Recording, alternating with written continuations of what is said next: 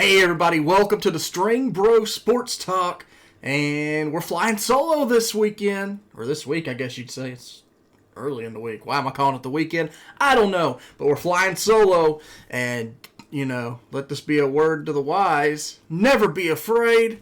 If you gotta do a show by yourself, just do it.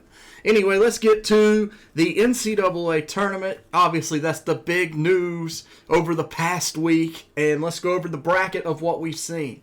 In the West region, we have seen Gonzaga be Gonzaga. They ran over Norfolk State. They ran over Oklahoma. Now they're in a big matchup on the 28th against Creighton. And I think Gonzaga takes care of business there. In the bottom part of the West, USC defeated Drake, and Kansas went on. USC absolutely dismantled Kansas. Oregon beat VCU. Iowa beat Grand Canyon. Oregon beat Iowa. USC beat Kansas. So now we're in a situation where you have USC versus Oregon, a Pac-12 battle. And in this right here, it's a tough one. I'm going to take the Ducks. And I think we're going to get Gonzaga versus the Ducks in the Elite Eight. And Oregon is hot. I'm going to take Oregon to shock Gonzaga and go to the Final Four. This has been an amazing, crazy season. And there's nothing crazier than seeing Gonzaga not in. Oregon's hot, man. I love them. In the East, Michigan has held form. As actually, we do have 3 number 1 seeds left somehow, despite all these upsets. They did survive a tough test against LSU. LSU was an absolutely tough team. In this Elite Eight, Michigan, Florida State, UCLA, Alabama. UCLA, obviously the surprise here. I'm taking Michigan over Florida State. I'll take Alabama over UCLA, and I'll take Michigan to go to the Final Four. Oregon and Michigan on that side of the bracket in your Final Four. In the South region, Baylor has looked good. Charlie Villanueva for 3, bang! Villanova has looked good. Arkansas and Oral Roberts. Can the dream season of Oral Roberts continue? I'm going to say no. Arkansas wins. And Villanova beats Baylor. Villanova beats Arkansas. Villanova's in the Final Four. So we've got Oregon, Michigan, Villanova. In the Midwest, you have Loyola Chicago and Sister Jean at it again. They will be battling Oregon State, Syracuse, and Houston. Syracuse, they're on this run. It's ending. Houston beats Syracuse. Loyola Chicago has a devastating defense. They remind me of VCU when they made their runs to the Final Four a few years back with Shaka Smart. I was about to say Shaka Khan. I like Loyola Chicago. But the dream comes to an end when they play Houston. Houston's in the Final Four. Michigan, Oregon, Villanova, and Houston. Houston beats Villanova. Michigan. They've been my pick since the beginning of this show. And I got to stick with it. Michigan beats Oregon. Michigan beats Houston in the national championship. A rematch of a thrilling game a few years back in the tournament that Michigan won on a buzzer beater against them. Michigan, your national champions. We'll revisit this in a week and see how that goes. I'm sure this will be all blown up, and our Final Four will be something like Oral Roberts, Chicago, Loyola Chicago, UCLA, and Creighton. I'm sure it'll go completely opposite of how I said. We'll just have to see. Surprises of the tournament, obviously, Loyola Chicago doing what they're doing. Oral Roberts, UCLA's pretty... Well, I wouldn't say surprising, because in my original bracket, and I don't have it up in front of me, I had UCLA or Michigan State, one of the two going on. I just thought it'd be Michigan State. And Gonzaga, they are proving us wrong. You know, I think all of us had them going out early, and they've not went out early. And that'll be about it for the NCAA tournament. It's been a thrilling tournament, and I look forward to the conclusion. In the NBA, devastating injuries over the weekend. LeBron James was injured, and probably rookie of the year, depending on how the NBA is going to do this. LaMelo Ball. This was devastating as a Hornets fan.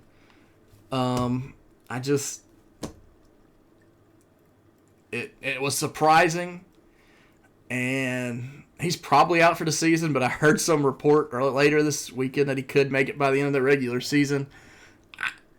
I don't know about rushing him back. You have nothing.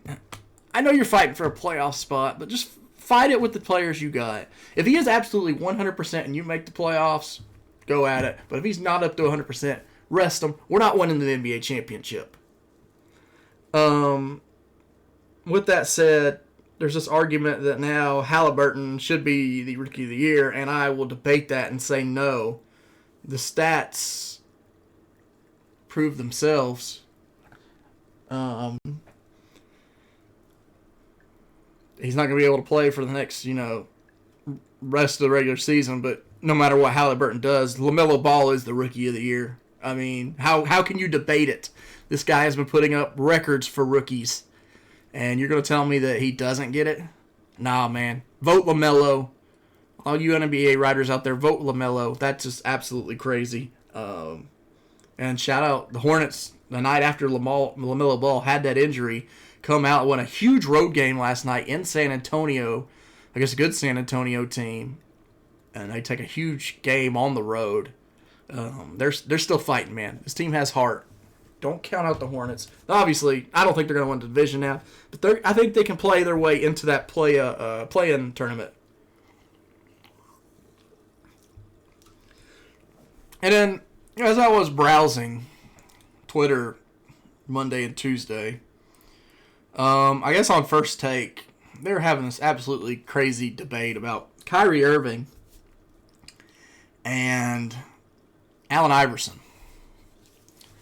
And they were talking about Allen Iverson has been passed up by Kyrie Irving, and that Kyrie Irving is better than Allen Iverson as a player. And I think this is crazy. Kyrie Irving, those first few seasons, he was alone in Cleveland, and he did well. But it took him to get a cast before he could actually make the playoffs. Let's go back to Philadelphia 76ers here. Let's drop some knowledge here. This NBA championship roster that Allen Iverson took to the NBA Finals a few years was maybe even crazier than the roster that LeBron James had when he went and they played San Antonio. Now it's debatable. They're both not great rosters, but let's look at this. Roster, NBA Finals 2001. He carried this team. One of the most impressive runs I've ever seen. This roster that went to the NBA Finals. And here we go. Rajah Bell, Rodney Buford, Matt Geiger. Actually put with the Hornets for a little bit. Tyrone Hill, Jermaine Jones, an aging Tony Kukoc, and aging George Lynch. Todd McCullough, Vernon Maxwell, who was at the end of his career. Aaron McKee, Rashawn McLeod, Anthony Miller, Nazir Muhammad, and aging Dikembe Mutombo, Kevin Ollie, Theo Ratliff, Pepe Sanchez, and Eric Snow. Allen Iverson took this team to the NBA Finals and won a game against Kobe and Shaq. Now they lost in 5, but they won an NBA Finals game with this roster. This roster, they won an NBA Finals game. Allen Iverson is a top 10 NBA player of all time. Kyrie could get there. And I'm not going to say he couldn't be better than him, but right now he's not better than Allen Iverson. It just blows my mind. Iverson's stats that year: 31.1 points a game, 10 free throw attempts a game, shot 42% from the field, 44. They got it all mixed up. 320 from the 3-point percentage. Iverson, as small as he was, 3.8 rebounds a game was actually kind of impressive. Dude was small. But he carried his Philadelphia 76ers team to 56 wins and an NBA Finals appearance. And one win over Kobe and Shaq. Kyrie Irving ain't taking this team to the NBA Finals. Kyrie can't go to the NBA Finals unless he has LeBron James. And that's just a fact. He could go this year, but he's got Kevin Durant and James Harden. He never proved it by himself. That's just my opinion. And with that, we move on to the NFL. I got kind of fired up there. That was just, I saw that on lunch today on my lunch break at work, and it just blew my mind that people think Irving's better than Iverson. My God. He's a great player. Don't get me wrong. Kyrie is great, but man, no. NFL free agency. We had some signings. It was the New York Giants show, I guess you'd say. Kenny Golladay to the Giants. They also signed Adoree Jackson, and they had another signing.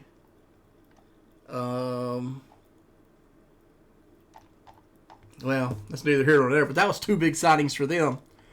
One of the most questionable moves of NFL free agency was the Chicago Bears bringing in Andy Dalton. And bringing in Andy Dalton, they cut Pro Bowler, All-Pro Kyle Fuller. And the Broncos just scoop him up like an hour after he's cut. Like, what were you thinking, Chicago? As a Lions fan, I'm thrilled. We didn't got to face Kyle Fuller no more. But that was absolutely stupid. What were you thinking, Chicago? That's it really just blew my mind. An underrated, and let me jump to this next signing. An underrated signing that I absolutely loved. The Cleveland Browns signing John Johnson III to a 3-year deal, $33.75 million. He took less money to go and take a shot with the Cleveland Browns. I absolutely loved this move. The other move I loved was Curtis Samuel going to the Washington football team. They also picked up William Jackson. Washington football team is going to be loaded. I absolutely love them in the East this year, and I think they can make a run. And Juju went back to Pittsburgh on a 1-year deal. Had a huge offer, I understand, from the Ravens. Turned it down to stay loyal to the Pittsburgh Steelers. That kind of was shocking. I did not, in no shape or form, did I think that he would end up back in Pittsburgh. That was really surprising. With that said, we were going to have a UFC review, but my UFC experts are not here today. So, sorry guys, I got nothing for that. We'll jump to the NASCAR review and Atlanta Motor Speedway Sunday for the Quick and Folds of Honor Quick Trip 500. It was an absolute clinic by Kyle Larson, leading over 260 laps. Complete domination. But there was sneaky Ryan Blaney in the final 10 laps that snuck up and won this thing. That remind me later. Kyle Larson had the car of the day, but Ryan Blaney had had the better car there in the final 10 laps. And that's why you run every single lap, because anything can happen. Ryan Blaney picks up a win, and that's another new winner. Well, no, he's not a new winner, but for this season, it's another different winner. We've yet to have a multi-time winner this year. And we head to an amazing, hyped event coming this Saturday. Bristol and the dirt track race. It's going to be chaos. You're going to have heat rates to get into the main event. heat races. And from what I saw last week with the cars they were doing in Bristol, there were crashes all the time.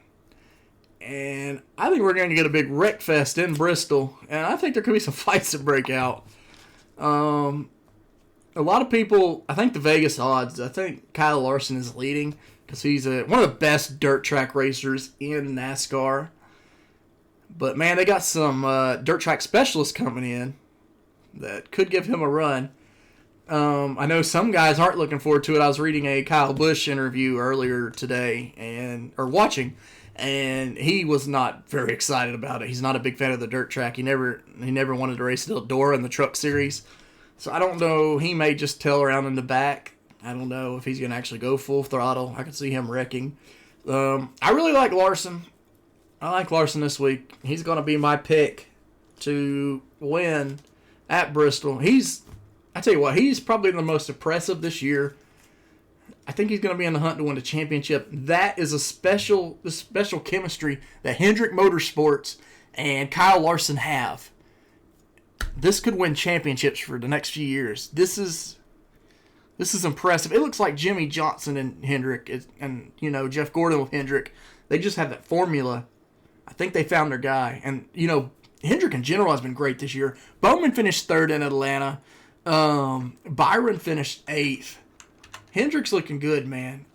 They are probably, them and Penske have been strong this year.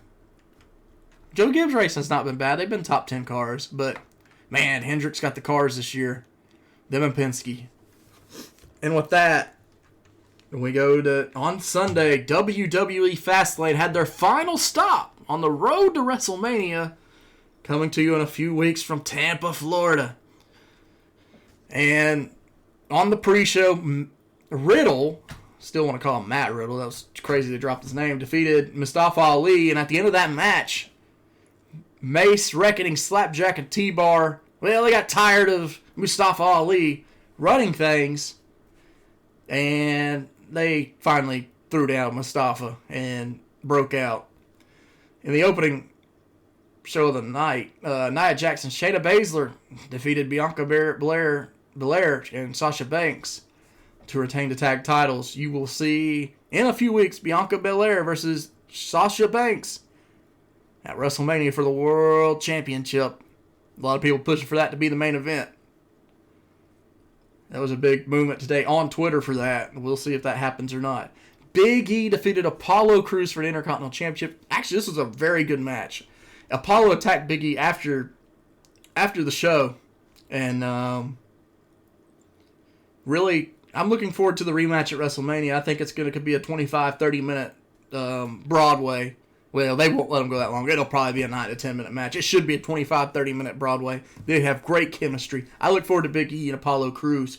I assume they put the strap on Apollo Crews at WrestleMania. Braun Strowman defeated Elias in a squash type match. That's just leading to Braun and Shane McMahon. As Shane accepted Braun Strowman's challenge for WrestleMania last night on Raw. Following that, Seth Rollins and Shinsuke Nakamura had a phenomenal match. Seth Rollins went over Shinsuke. That was a tremendous match. Looks like we're getting Seth Rollins and Cesaro at WrestleMania. That should be a thriller. Drew McIntyre defeated Sheamus to claim his number 1 contendership for the almighty Bobby Lashley at WrestleMania. That should be a hoss fight. Alexa Bliss defeated Randy Orton, with The Fiend returning, looking like Jason when he was burnt, or Chucky when he was burnt. Match ended in a weird, provocative position with Alexa Bliss sitting on Randy Orton's groin. And that was that. And the match of the night, and a lot of people hated it because it was overbooked, but this was probably, and I haven't cared for WWE's product in the last year, and I actually think it's been a lot better here in the last month or so. Roman Reigns beat Daniel Bryan in my favorite WWE main event probably in a while. This had so much drama to it. Daniel Bryan accidentally hits Edge with the chair. Has Roman Reigns in the yes lock. Roman Reigns is tapping out, and the camera's like zoomed in, so you can't see what's going to happen. Edge hits Daniel Bryan with the chair. then hits Roman, leaves the ring. Roman climbs over Daniel Bryan and wins. And all reports look to WrestleMania as Roman Reigns versus Daniel Bryan versus Edge in a triple threat, which should be that the crowd should be hot for this one. This is going to be the perfect match to close the whole show on night 2. I cannot wait for Roman Reigns, Daniel Bryan, and Edge in Tampa. And what am I looking forward to this weekend? I'm looking forward to see how the Hornets, if they can keep their redemption going without LaMelo Ball. And the NBA trade deadline is on Thursday, and there's a lot of reports we're going to see. The Celtics are pushing for Aaron Gordon. The Miami Heat want Oladipo. The Sixers want Kyle Lowry. And the Hornets are in the market for a big man. This is going to be it's going to be a crazy Thursday. I think we could see a lot of moves at the trade deadline. And with that, we'll jump to this day in sports. In 1877, 39th Grand National, Fred Hobson aboard 15-1 shot. Austerlitz wins by 4 lengths from Congress.